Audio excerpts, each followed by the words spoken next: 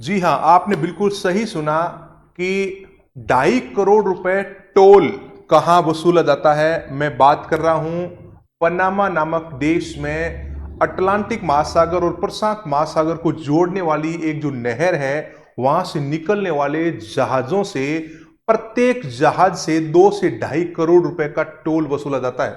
और आपको लग रहा होगा ये बहुत ज्यादा है, लेकिन आप अगर देखें तो पूरी दुनिया में जो व्यापार हो रहा है, जो हमारे पास प्रोडक्ट आ रहे हैं, सामान आ रहे हैं अमेरिका से, चाइना से, रसिया से, जापान से, ये सारे समुद्री रास्तों से आते हैं। और 90% जो व्यापार है दुनिया का, वो समुद्री मार्ग से होता है, क्योंकि वो बहुत ही सस्ता पड़ता है। और बहुत बड़े बड़े कार्गो जहाज जो है वो माल ढुलाई करते हैं। और मैं बात कर रहा हूं यहां पर पनामा नहर की। और पनामा नहर उत्तरी अमेरिका और दक्षिण अमेरिका के बीच में यहां पनामा नामक देश से निकाली गई है। और ये जो यात्रा है, जहाजों को नहीं तो बाहर से घूमकर आना पड़ता है, और लगभग 20,000 किलोमीटर ये यहां अमेरिका से लेकर एशिया तक पहुंचने में टाइम लगता है। और लगभग साल भर का टाइम एक जहाज को इस यात्रा में लग जाता है, और उसको कम कर दिया गया। लगभग 6 महीने का टाइम इनका कम कर दिया गया, और लगभग 8,000 किलोमीटर की यात्रा कम कर दी गई।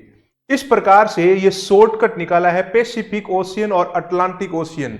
पैसिफिक यानी कि प्रशांत महासागर, अटलांटिक महासागर को जोड़ने वाली जो नहर है, उस नहर का नाम है पनामा नहर। इस पनामा नहर की अगर हम बात करें तो दुनिया के लगभग सभी देशों और लगभग सभी महाद्वीपों के साथ में कनेक्ट होने वाली जो जहाज है, उनको एक बहुत ही अच्छा रूट ये शॉर्टकट में उपलब्ध करवाता है। 15वीं शताब्दी में किसी ने सोचा था, व्यापारी ने, कि इसको अगर काट कर हम एक कर दें तो हमारा रूट एकदम शॉर्ट हो जाएगा। और एक करने के लिए इस प्रकार से आप इस क्षेत्र को हटा लो, और दोनों का, अटलांटिक और पैसिफिक दोनों का जो मार्ग है वो एक हो जाएगा, समुद्री रास्ता मिल जाएगा। तो यहां से ये काम इतना आसान था नहीं जितना किसी ने सोचा था कि इस प्रकार से इन चट्टानों को निकाल लें। ये चट्टानें अपने आप में बहुत बड़ी बड़ी पहाड़ियां हैं, और इन पहाड़ियों की दूरी अगर आप देखें तो लगभग 120 किलोमीटर की दूरी है। और यहां से इस प्रकार से इन दोनों को काटकर एकल करने का ये जो आइडिया था, वो आइडिया बहुत ही कारगर सिद्ध हुआ। लेकिन बाद में पता लगा कि इस प्रकार की स्लाइडिंग से बहुत बड़ा नुकसान हो रहा था, तो इसको एक बार के लिए बंद कर दिया गया था, क्योंकि वो कारगर नहीं हो पाया। फ्रांसीसी कंपनी ने इसकी शुरुआत की थी, लेकिन लगभग 25,000 मजदूर जो है, वर्कर, यहां पर काम करते करते मारे गए थे। और उसके बाद में फ्रांसीसी कंपनी ने इसको बंद कर दिया था 1881 में। फिर यहां पर फ्रांसीसी कंपनी जो काम तो अच्छा किया, लेकिन उसको समझ में नहीं आया कि ये हम क्या पूरा कर पाएंगे, इस प्रकार की नहर को क्या हम जोड़ पाएंगे। लगातार होने वाली स्लाइडिंग और लगातार मरने वाले उसके लेबर्स के कारण चिंतित कंपनी दिवालिया घोषित हो गई, घाटे में चली गई, और कंपनी ने हथियार डाल दिए और साइड में हो गई। उसके बाद में यहां पर इसको वापस स्टार्ट करने के लिए आगे जो देश आता है वो है अमेरिका। अब अमेरिका आगे आता है, और अमेरिका ने ये बहुत बड़ा चैलेंज अपने हाथ में लिया।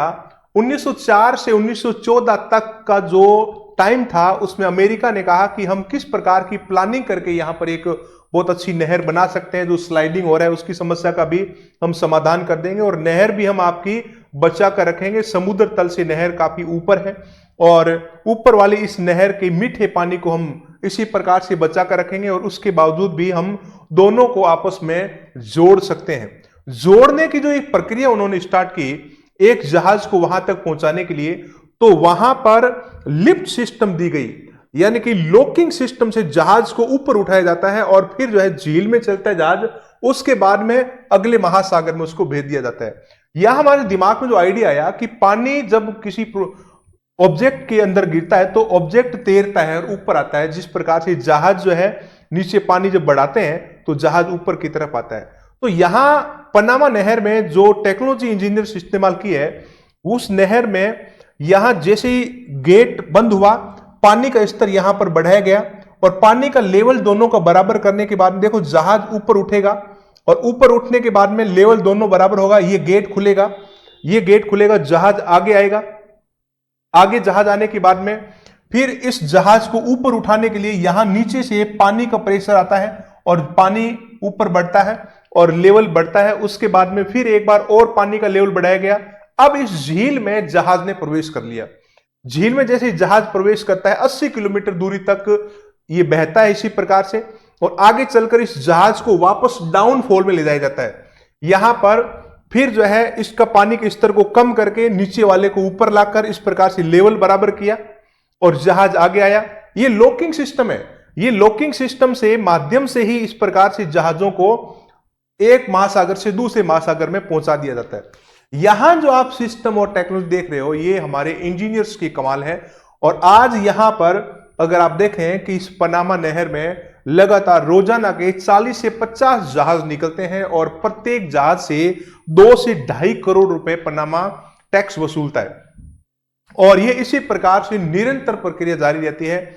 अमेरिका ने ये बनाने के बाद में पनामा को हैंडओवर कर दी और पनामा आज इसको मेंटेन कर रहा है और जहाजों से टैक्स वसूल रहा है, टोल ले रहा है और साथ साथ जो है अपनी इकोनॉमी को भी वो चला रहा है। यहां आप देख पा रहे हो लॉकिंग सिस्टम, हमारी जो इंजीनियरिंग है ये इंजीनियरिंग टेक्नोलॉजी की एक पराकाष्ठा मानी जाती है। बहुत ही शानदार जो है ये इंजीनियरिंग, और व्यापारियों को बहुत बड़ा इसका बेनिफिट मिला और आज इस प्रकार से इन जहाजों को फायदा मिल रहा है और व्यापारियों को भी। अब यहां समस्या यह है कि लेक लगातार सूख रही है और सूखने के कारण पानी का स्तर नीचे जा रहा है और पानी का स्तर नीचे जाने के कारण ऊपर जो है पहाड़ियां जो है निकल रही है। पहाड़ियां निकलने से जहाज के टकराने से दुर्घटना की आशंका होती है। तो बारिश के माध्यम से जितना भी पानी होता है उस पानी को यहां इकट्ठा करना बहुत जरूरी है और इस जल स्तर को लगातार बढ़ाने की सरकारें प्रयास करती हैं ताकि ये हमेशा मेंटेन रहे।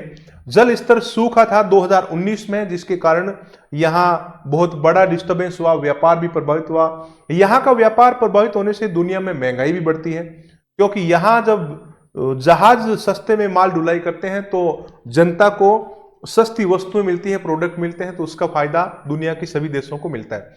यहां अगर टोल की बात करें तो एक कंटेनर का लगभग 5 से 7 हजार रुपए यहां वसूला जाता है और एक जहाज में 5,000 से लेकर 20,000 तक के कंटेनर होते हैं। आपने कई बार देखा होगा बड़े ट्रक में एक कंटेनर को लाद के ले जाते हैं, बहुत लंबा ट्रक होता है और ऐसे ऐसे कंटेनर जो है 5,000 से लेकर बड़े जहाजों में तो 20-20 हजार तक के कंटेनर होते हैं और फिर वजन के हिसाब से उनसे टोल लिया जाता है।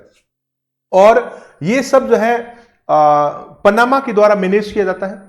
जहाज जैसे ही नहर में प्रवेश करता है और ये फ्री हैंड हो जाता है, उसके बाद में साइड में कुछ इंजन गाड़ियां लगी रहती है, उस जहाज को खींचकर जो है दूसरे समुद्र तक ले जाती है और ये सारा का सारा काम जो है पनामा का है। उसके बाद में वहां आगे उसको छोड़ दिया जाता है।